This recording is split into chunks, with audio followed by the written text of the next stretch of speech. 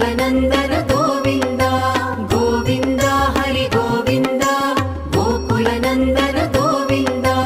नित्य निर्मल गोविन्द नीलमेघ श्याम गोविन्द पुराण पुरुष गोविन्द पुण्डरीकाक्ष गोविन्द गोविन्द हरि गोविन्द गोकुलनन्दन गोविन्द गोविन्द हरि गोविन्द गोकुलनन्दन गोविन्द नन्दनन्दन गोविन्द नवनीत चोर गोविन्द